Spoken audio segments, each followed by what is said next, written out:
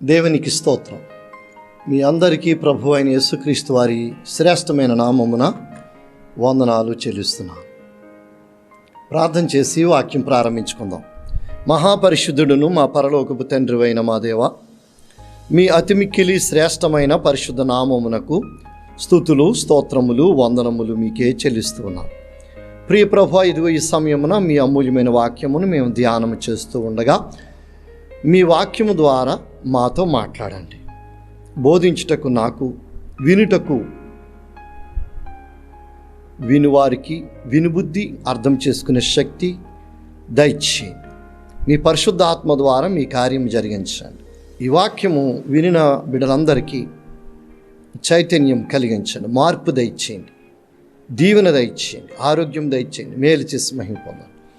యేసు నామమున ప్రార్థిస్తూ ఉన్నాను పరమ తండ్రి, ఆమేన్.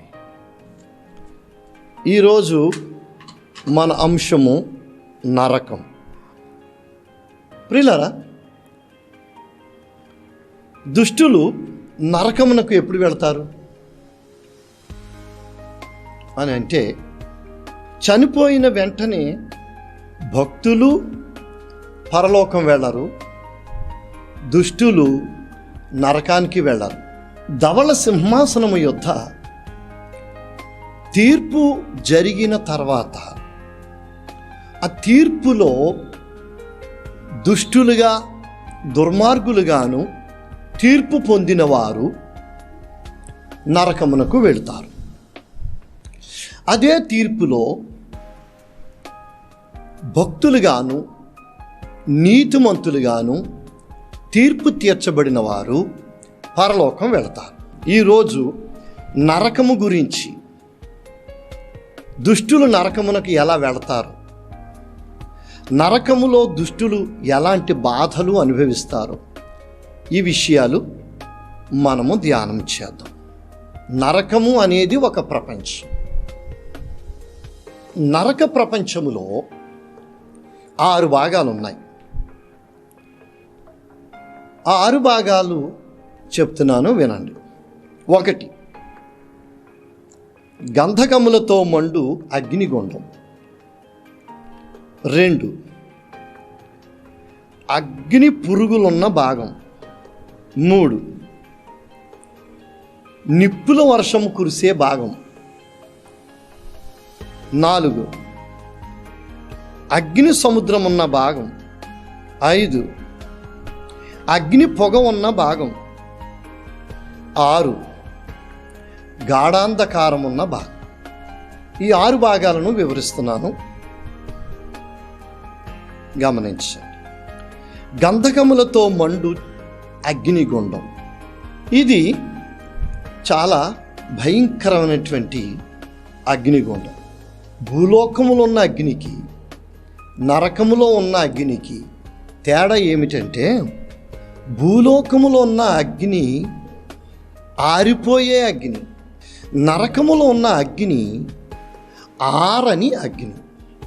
ఆ ఆరని అగ్నికి గంధకము ఒకటి తోడయిందట. గంధకము అంటే అగ్ని శక్తిని ఇంకా అధికం చేస్తుందన్నమాట.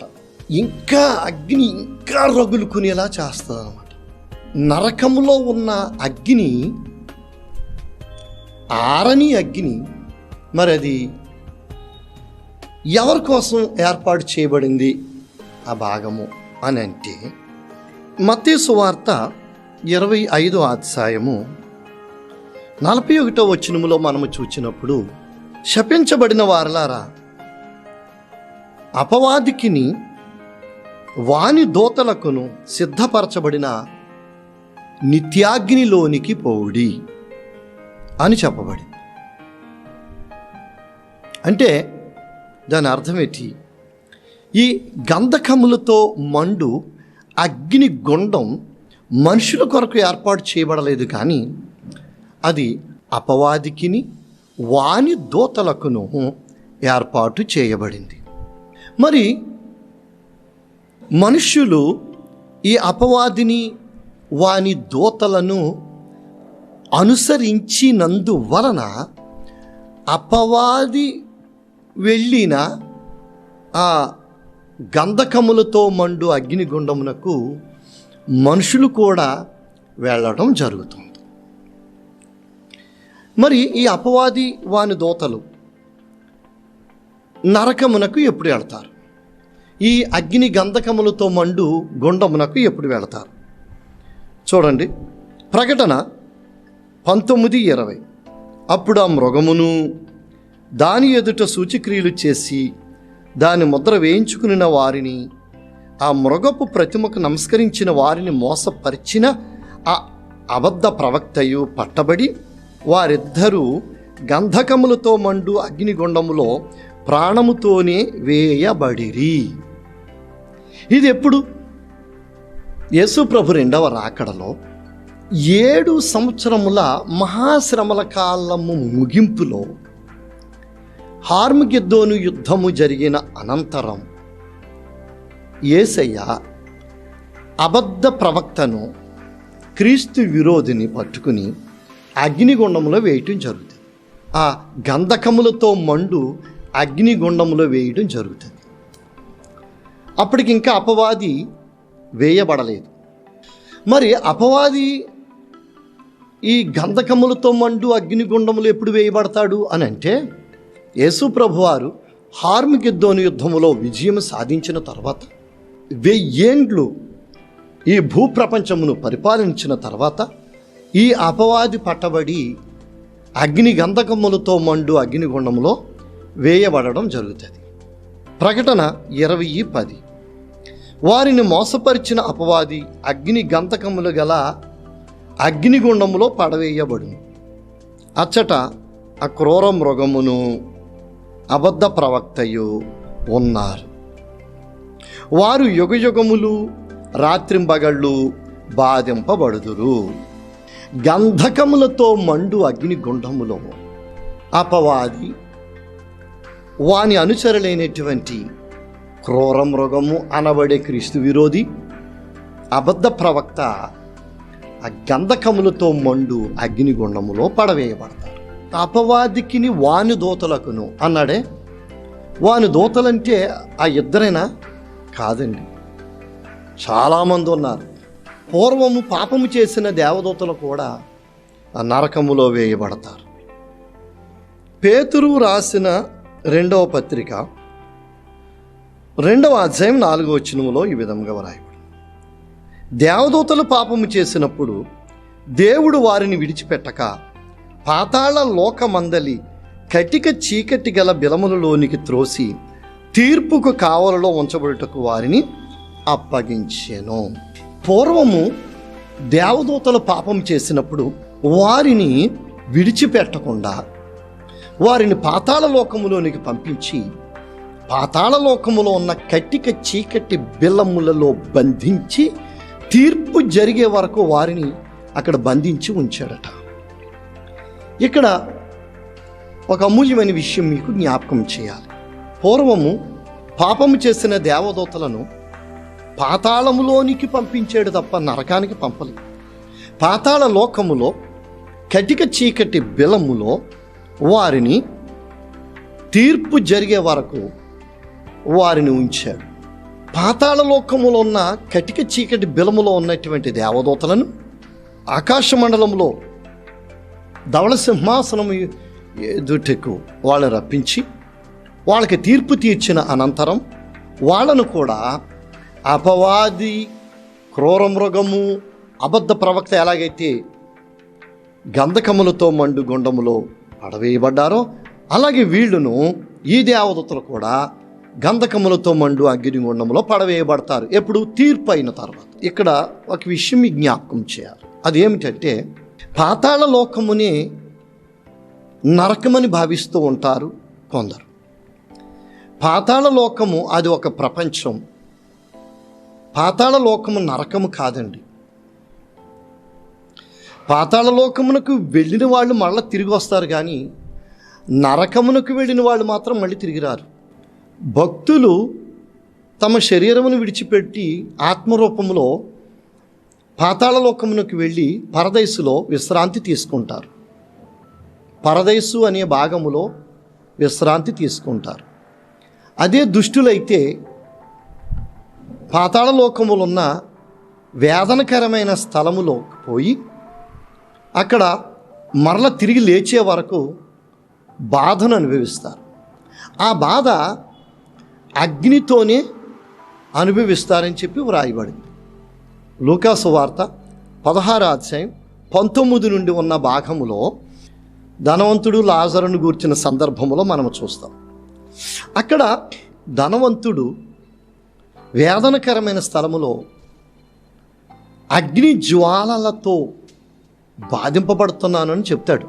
అక్కడ అగ్ని ఉన్నదని చెప్పి చాలామంది ఏమనుకుంటున్నారంటే ఆ పాతాళ లోకమే నరకము అని అనుకుంటున్నారు. పాతాళ లోకములో 6 భాగాలు ఉన్నాయి. 6 భాగాలలో ఒక భాగము అది వేదనకరమైన స్థలము. దానిలో దుర్మార్గులు దుష్టులు వెళతారు, అక్కడ అగ్ని చేత బాధింపబడతారు. కానీ అది నరకాగ్ని కాదు, నరకములో ఉన్న అగ్ని యొక్క ఛాయారూపములో ఉన్న అగ్నియే తప్ప నరకములో ఉన్న అగ్ని కాదు. అందుచేత పాతాళలోకము వేరు, నరకము వేరు. పాతాళలోకమునకు పంపబడిన భక్తులు బయటకు వస్తారు, వేదనకరమైన స్థలములోనికి వెళ్ళబడి దుష్టులు బయటకు వస్తారు, పాపము చేసిన దేవదూతలు బయటకు వస్తారు. వాళ్ళందరూ వచ్చి తీర్పు సింహాసనము ఎదుట వాళ్ళు నిలవబడి దేవుని చేత తీర్పు జరిగిన తర్వాత అక్కడ నుండి వాళ్ళ నరకమునకు పంపబడతారు. నరకములో 6 భాగములు ఉన్నాయి. అది కూడా ఒక పెద్ద ప్రపంచం. ఆ 6 భాగములలో మొదటి భాగము గంధకములతో మండు అగ్ని గుండం. అది కేవలము అపవాదికిని వాని దూతలకును సిద్ధము చేయబడిన అగ్నిగుండం. ఆ అగ్నిగుండమునకు మరికొంతమంది వెళతారట. ప్రకటన 14:10 క్రూర మృగమునకును దాని ప్రతిమకు నమస్కారము చేసి దాని ముద్రను నొసటి యందేమి చేతి మీదనేమి వేయించుకునిన ఎడల ఏమీ కలపబడకుండా దేవుని ఉగ్రత పాత్రలో పోయబడిన దేవుని కోపమును మధ్యమును వాడు త్రాగును.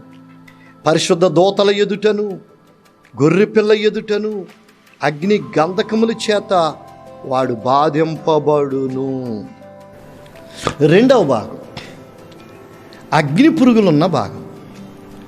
మార్కు 9:48 నరకమున వారి పురుగు చావదు, అగ్ని ఆరదు అని వ్రాయబడింది. దీనిని కొందరు అగ్ని ఆరదు అని అంటే నరకములో ఉన్న అగ్ని ఎలాగో ఆరదు, ఓకే. పురుగు చావదు అనేటువంటి మాట దగ్గర చాలామంది ఏం చేస్తున్నారంటే పురుగు అనగానే ఆత్మ చావదు, నరకములో ఉన్న అగ్ని ఆరదు, పురుగు అంటే ఆత్మ చావదు అని సరిపెట్టేసుకున్నారు. కానీ కాదండి, ఖచ్చితంగా నరకములో అగ్ని పురుగులు ఉన్నాయి. WBTC ఇండియా వారు అచ్చువేయించిన పరిశుద్ధ బైబిల్ అనే గ్రంథములో మార్కు 9:48 వచనాన్ని ఈ విధముగా వారు వ్యాఖ్యానించారు. అక్కడ నరకములో పడ్డ వాళ్ళు చావరు, వాళ్ళను కరుస్తూ ఉన్న పురుగులు చావవు, వారిని కాలుస్తూ ఉన్న అగ్ని ఆరదు. అగ్ని పురుగులు ఉన్న భాగము ఒకటి ఉన్నది. అగ్నిలో తిరుగుతున్నాయి ఆ పురుగులు అని అంటే అసలు అగ్నికి ఏ పురుగైనా చచ్చిపోతుంది, కానీ ఈ పురుగులు చచ్చిపోవట్లేదు. కారణం ఏమిటి అని అంటే అవి కూడా అగ్ని పురుగులే కాబట్టి అవి అగ్నికి చావడం లేదు. ఆ పురుగులు కూడా చావు. నరకములో ఉన్న అగ్ని ఆరని అగ్ని. నరకములోనికి వెళ్ళిన వ్యక్తులు చావరు, వాళ్ళను కరుస్తున్న పురుగులు కూడా చావవు. ప్రియులారా, మరి నరకంలో మనుషులు ఏ విధంగా ఉంటారు అని అంటే మత్తయి సువార్త 10:28 యేసయ్య చెప్పారు, ఆత్మను చంపనేరక దేహమును చంపువారికి భయపడకుడి, కానీ ఆత్మను దేహమును కూడా నరకములో నశింపచేయుగలవానికి మిక్కిలి భయపడుడి అని చెప్పాడు. అంటే దాని అర్థం ఏంటి? నరకములోకి వెళ్ళినటువంటి వారు శరీరము ఆత్మతో కలిసి వెళతారు. ఇప్పుడు ప్రస్తుతము మనం ఈ భూలోకములో జీవిస్తున్నామే, మనం జీవిస్తున్నటువంటి ఈ జీవితములో మనము ధరించిన ఈ శరీరము ప్రకృతి సంబంధమైన శరీరం. మన శరీరం లోపల ఆత్మ ఉన్నది. అలాగే పాతాళ లోకము నుండి, సమాధులలో నుండి లేచి వచ్చిన మనుషులందరూ కూడా ఆత్మ సంబంధమైన శరీరమును ధరించుకుంటారు. శరీరం, వారు ఆత్మ శరీరము కలిగి ఉంటారు. కాబట్టి అట్టి శరీరముతోనే వారు నరకమునకు వెళతారు. ఆ శరీరమునకు చావు లేదు.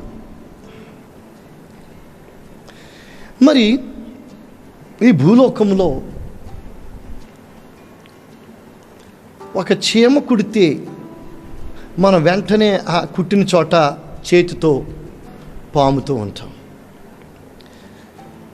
చెవిలోకి ఒక చీమ దూరితే అది చెవిలో దూరి ప్రాకుతుంటుంది, కానీ ఏం కుట్టదు. ప్రాకుతున్నప్పుడే మనం తట్టుకోలేము. అలాగనే ఒక చిన్న చీమ కంటే చాలా చిన్ని పురుగు కంటిలో పడింది అనుకోండి, తట్టుకోలేము. మరి నరకములో అగ్ని పురుగులు ఉన్న భాగములో పడినటువంటి వ్యక్తులు,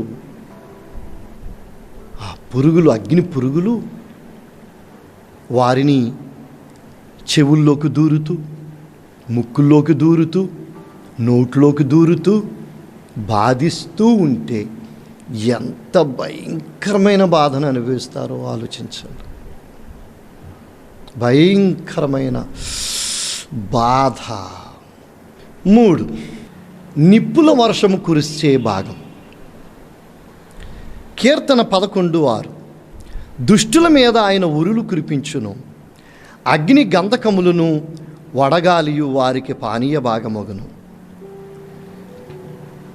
ఉరులు కురిపించును అనే మాటకు WBTC ఇండియా పరిశుద్ధ బైబిల్ నందు ఈ విధంగా వ్రాయబడి ఉన్నది, నిప్పులు, వేడి నిప్పులు మండుచున్న గంధకం ఆ దుర్మార్గుల మీద వర్షములాగా కురియును. 140 కీర్తన 10 చూడండి, కణకణలాడు నిప్పులు వారి మీద వేయబడునుగాక, వారు తిరిగి లేవకుండినట్లు అగ్నిగుండములో వారు కోల్చబడుదురుగాక, అగాధ జలములలోనికి త్రోయబడుదురుగాక. ఈ పరిశుద్ధ బైబిల్లో వారు ఎన్నటికీ ఎక్కి రాలేని గోతుల్లో వారు పడవేయబడుదురుగాక అని చెప్పబడింది. వారు ఎన్నటికీ ఎక్కి రాలేని గోతులోనికి వారు పడవేయబడుదురుగాక అని వ్యాఖ్యానం చేయబడింది.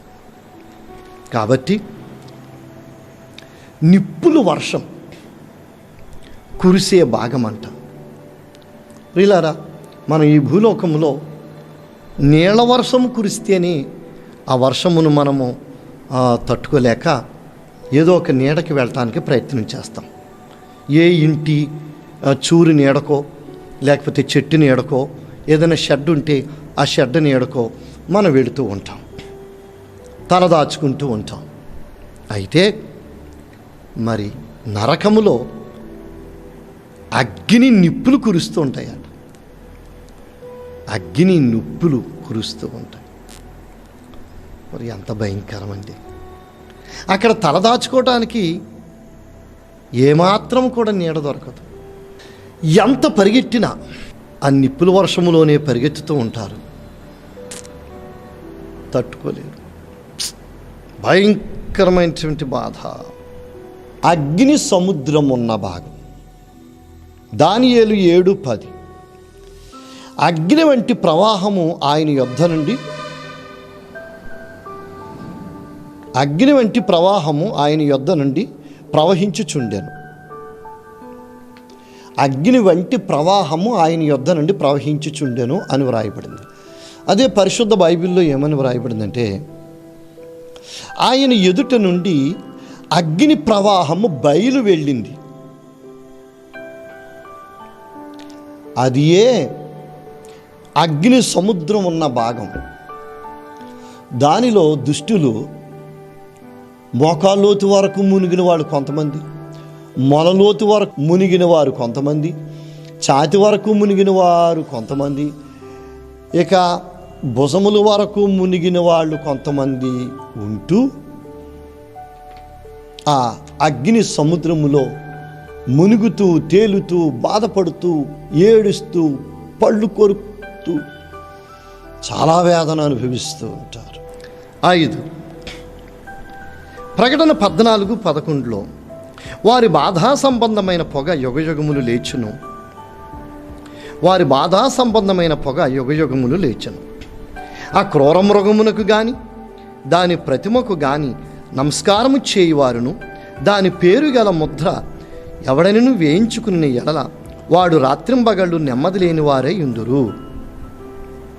ఏమండి, పరిశుద్ధ బైబిల్ వ్యాఖ్యానమందు వాళ్ళు కాలడం వలన రగులుతున్న పొగ చిరకాలము లేస్తూనే ఉంటుంది అని వ్రాయబడింది. అందుకే వారు ఆ పొగలో బాధింపబడుతూ రాత్రి పగలు నెమ్మది లేకుండా బాధింపబడుతూ ఉంటారట. ఇక్కడ ఇంకొక మాట మనకి బయలుపడింది. అదేమిటంటే, నరకంలో కూడా రాత్రి పగళ్ళు ఉన్నాయట. అక్కడ కూడా వాళ్ళు బాధపడుతూ ఉంటారట. మరి పొగ ఉన్న భాగం, పొగ ఈ భూలోకములో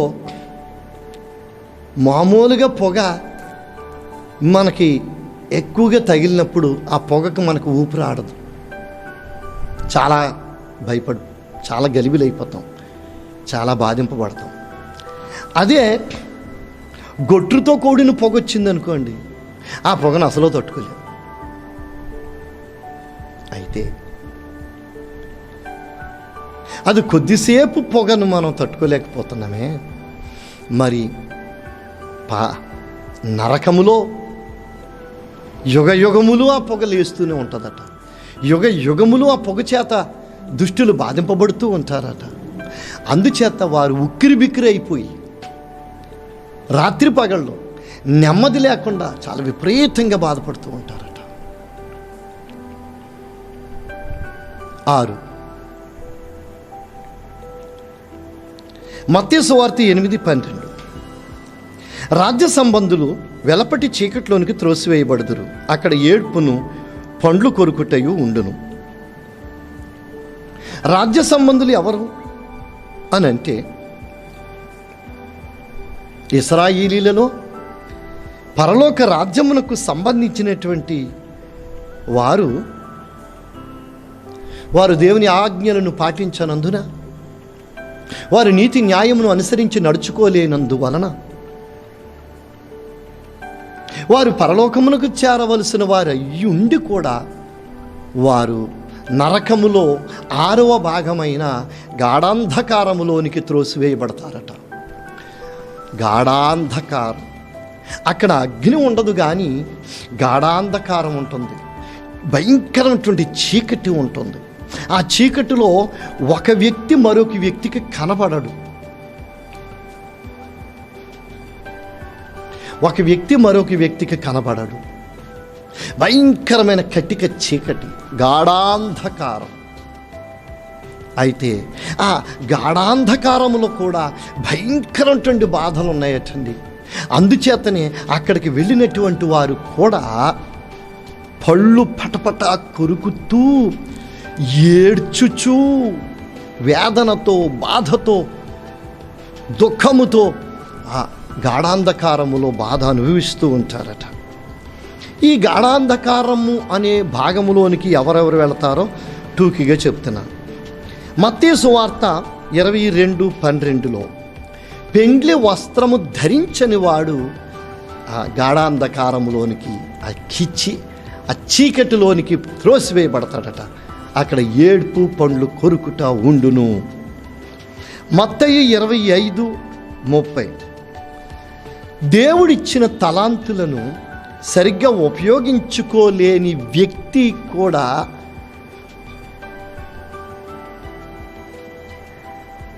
గాఢాంధకారములోనికి త్రోసివేయబడతాడట.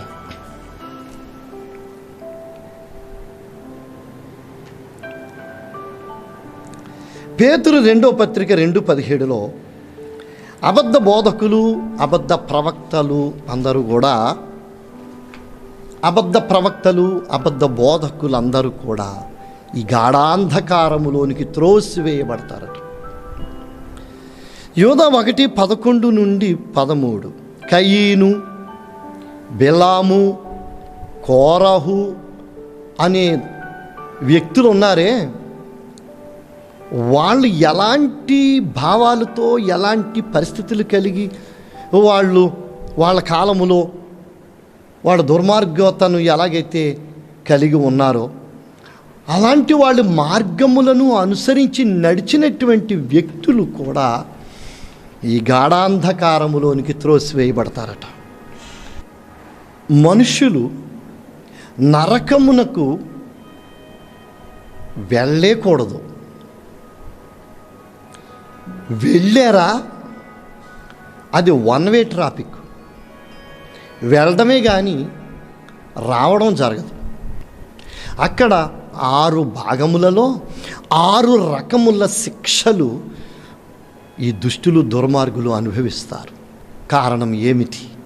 ఈ భూలోకములో ఒకవేళ ఏమైనా పొరపాట్లు చేసినా, తప్పులు చేసినా, ఏ పాపము చేసినా, ఏ దుర్మార్గ పని చేసినా తప్పించుకోవచ్చేమో కానీ తీర్పు రోజున మాత్రము, తీర్పులో నువ్వు చేసిన దుర్మార్గ పని నుండి నువ్వు తప్పించుకోలేవు సహోదరుడా. దానికి శిక్ష, భూలోకములో నువ్వు శిక్షను తప్పించుకుని తిరగవచ్చు కానీ నరకములో శిక్షను మాత్రం తప్పించుకోలేరు ఎవరు. ఈ నరకమునకు ప్రతి ఒక్కరూ భయపడాలి. అక్కడికి వెళ్ళిన వాళ్ళు 1 సంవత్సరమా, 2 సంవత్సరాల, లేదా 50 సంవత్సరాల, 60 సంవత్సరాల, 100 సంవత్సరాల బాధ అనుభవించేది అని అంటే కాదండి. యుగ యుగములు, కోటాను కోట్ల సంవత్సరములు ఆ నరకములో భయంకరమైన ఘోరాతి ఘోరమైన బాధను అనుభవించారు. ఆ బాధ నుండి తప్పించే నాదుడు ఉండడు, రక్షించే దేవుడు లేడక్కడ. నిత్యము అక్కడ బాధను అనుభవిస్తూ శిక్ష అనుభవించవలసిందే. భూలోకములో నీవు అన్యాయాలు చేసి, అక్రమాలు చేసి, అమాయకులను దోచుకుని, హత్యలు చేసి, అత్యాచారాలు చేసి, అమాయకులైన పిల్లలను బాధపెట్టి, మరి ఎన్నో రకాలుగా నీకు ఇష్టం వచ్చినట్లు, ఎవరి భయం లేకుండా నీకు ఇష్టం వచ్చినట్లు నువ్వు చేసిన పాపాలకు ఈ భూలోకంలో తప్పించుకోగలవేమో కానీ నరకంలో మాత్రం శిక్షను తప్పించుకోలేరు. కాబట్టి దేవుని బిడ్డలారా, కాబట్టి సహోదరుడా, ఇప్పుడే ఈ శరీరముతో నీ ఉండగానే మారు మనసు పొందు. గతములో నీవేవో పాపాలు చేసావు, తెలియకో తెలుసో మోసాలు చేసో, అన్యాయాలు చేసో, అక్రమాలు చేసో, హత్యలు చేసో, దొంగతనాలు చేసో, అత్యాచారాలు చేసో, తెలియకో తెలుసో చేసో, అయ్యిందేదో అయిపోయింది, వదిలే. దీని అంతటికి తగిన శిక్ష, భయంకరమైన శిక్ష నరకంలో ఉంది, అనుభవించడం తప్పదు. కాబట్టి ఇప్పుడు నువ్వు మారు మనసు పొంది దేవునికి ప్రార్థన చేయి, మనసు మార్చుకో. ఇంకెలాంటి దుర్మార్గ పనులు చేయనయ్యా అని చెప్పి దేవుడి దగ్గర ఒప్పుకో, వాటిని విడిచిపెట్టు, నూతనమైన జీవితం జీవించడానికి ప్రారంభించు. పశ్చాత్తాపపడు, చేసిన పాపాలకు పశ్చాత్తాపపడు, కన్నీళ్లు కార్చి ప్రార్థన చేయి. దేవా నేను పాపిని, నన్ను క్షమించని దేవుడి దగ్గర ఒప్పుకో.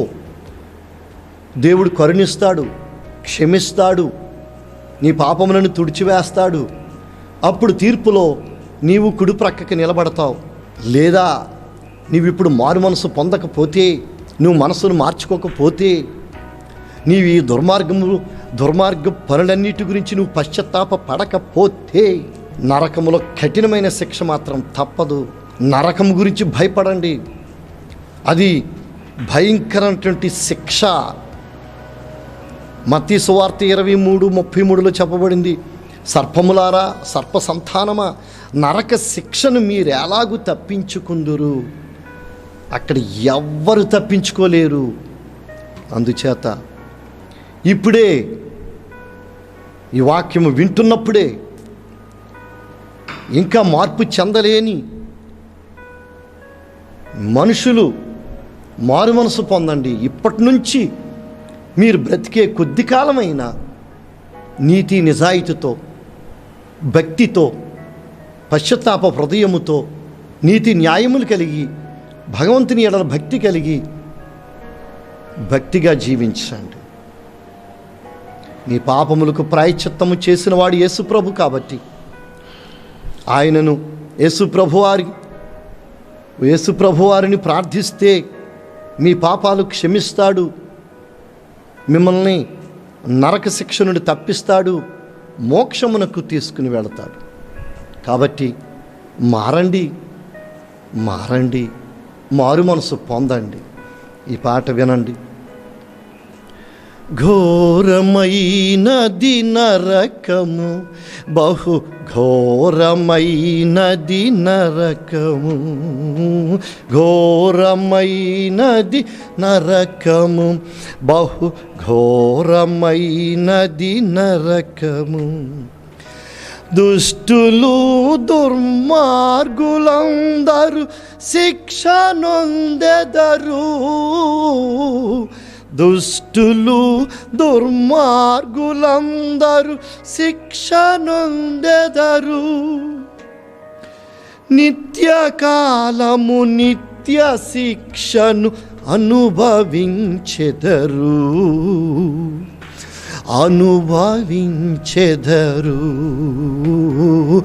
ఘోరమైనది నరకము, బహు ఘోరమైనది నరకము, ఘోరమైనది నరకము, బహు ఘోరమైనది నరకము. గంధకములతో బగ్గున మండుగుండము, గంధకములతో బగ్గున మండుగుండము. దుష్టులను పటపటమంటూ కాల్చుచుండును.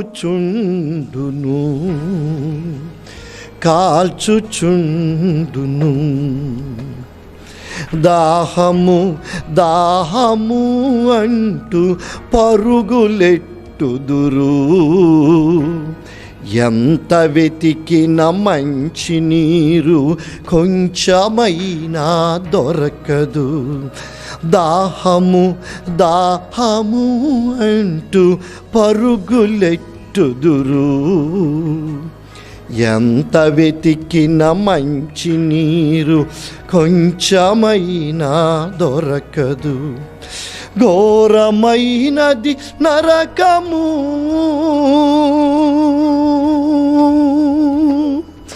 ఘోరమైనది నరకము,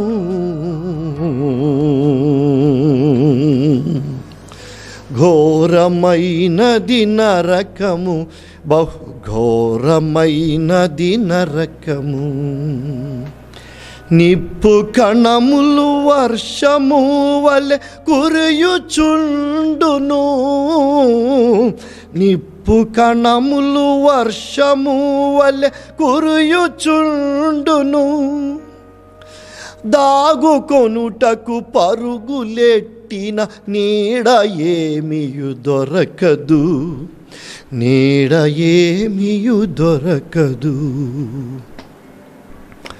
అబ్బా అబ్బా అని ఏడ్చుచు బొబ్బలెట్టుదురు, నోరు నెత్తి కొట్టుకొనుచు కేకలేయుదురు.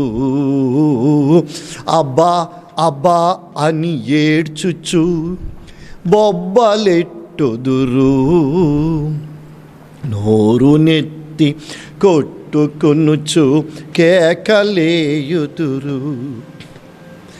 ఘోరమైనది నరకము,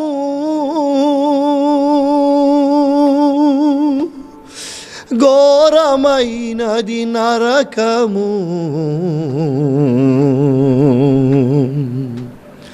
ఘోరమైనది నరకము, బహు ఘోరమైనది నరకము.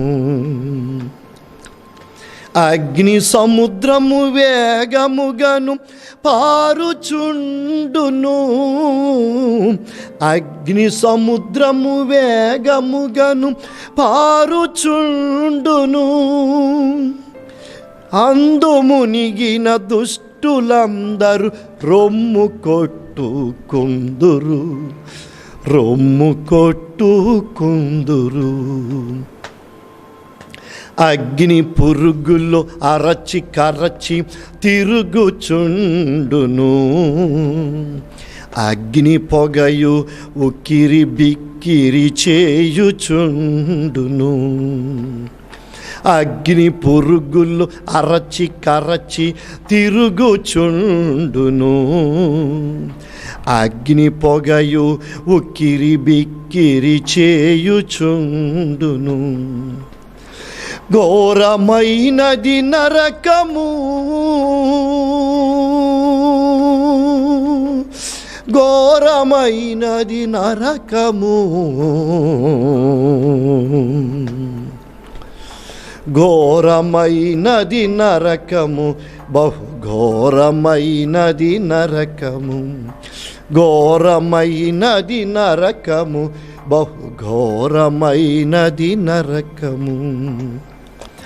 అంధకారమునందు జనులు పరుగులెట్టుదురు, అంధకారమునందు జనులు పరుగులెట్టుదురు. క్షణము క్షణము భయము భయముతో బాధ నొందెదరు, బాధ నొందెదరు. నిత్యకాలము దుష్టులకు ఈ శిక్షలు తప్పవు, విడుదలకై ప్రభుని నమ్మి రక్షణ పొందుము. నిత్యకాలము దుష్టులకు ఈ శిక్షలు తప్పవు, విడుదలకై ప్రభుని నమ్మి రక్షణ పొందుము. ఘోరమైనది నరకము,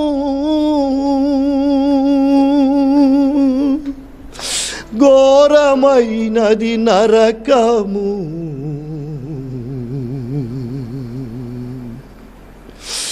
ఘోరమైనది నరకము, బహు ఘోరమైనది నరకము, ఘోరమైనది నరకము, బహు ఘోరమైనది నరకము.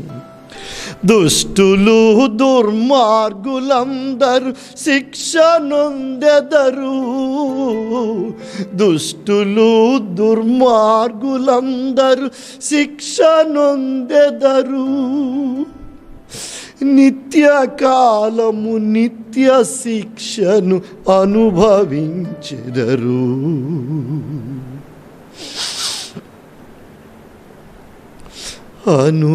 అనుభవించెదరు.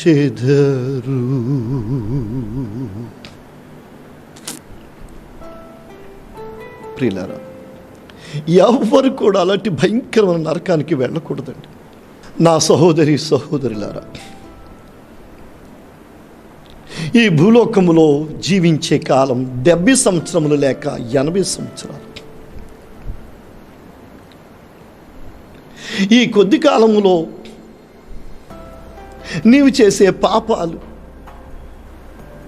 తాత్కాలికమైన సంతోషమును అనుభవించుట కొరకు నీవు ఒక పాపము చేస్తే అక్కడ భయంకరమైన శాశ్వత కాలము శిక్ష అనుభవించడం తప్పదు. ఈ తాత్కాలికమైన సంతోషాన్ని కోరుకోకండి. తాత్కాలికమైనటువంటి సంతృప్తిని కోరుకోకండి.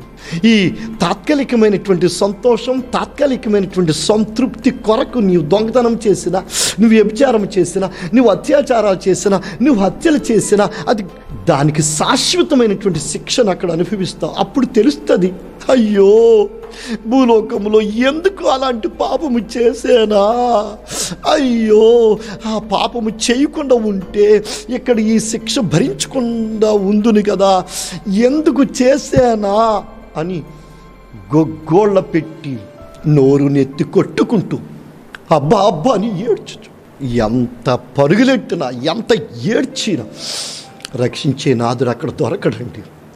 ఇప్పటికైనా మించిపోలేదు. చేసిన పాపాలని ఒప్పుకోండి, విడిచిపెట్టండి. చేసిన పాపాలన్నీ యేసయ్య దగ్గర చేసిన పాపాలన్నిటికీ పశ్చాత్తాపపడండి. యేసయ్య దగ్గర కన్నీళ్లు కార్చండి, ఒప్పుకోండి, విడిచిపెట్టండి, ఆయన శరణు కోరండి. అప్పుడు యేసయ్య గతంలో మీరు చేసిన పాపములను క్షమించి మిమ్ములను నరక శిక్ష నుండి రక్షించి మోక్షమిస్తాడు. మారండి, మారు మనసు పొందండి, నీతిగా జీవించండి. దేవుడు మిమ్మల్ని నరకమునకు పోకుండా కాపాడునుగాక.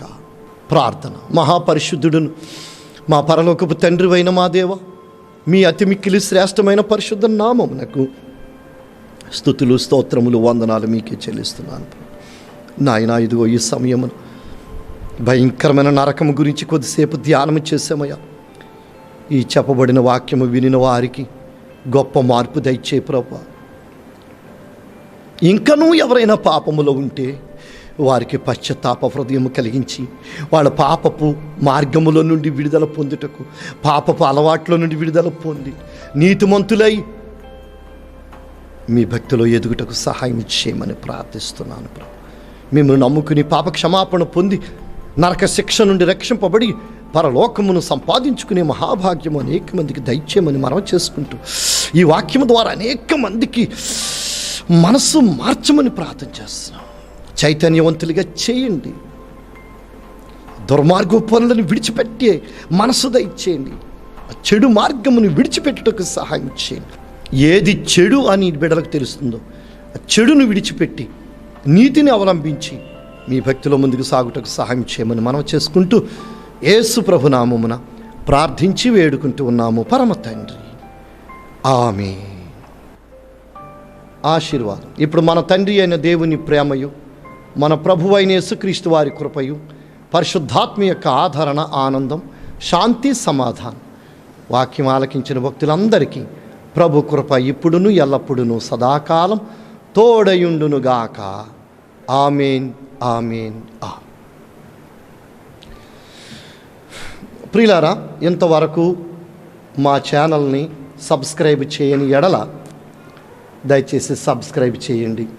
మీ వాక్యం విన్నారు కదా, ఒక్క లైక్ కొట్టండి. ఈ వాక్యం అనేక మందికి షేర్ చేయండి. సువార్త పనిలో భాగస్థులు అవ్వండి. ప్రభు యొక్క రెండవ రాకడలో బహుమానము పొందండి. దేవుడు మిమ్మల్ని సమృద్ధిగా దీవించుగాక. ఆమేన్.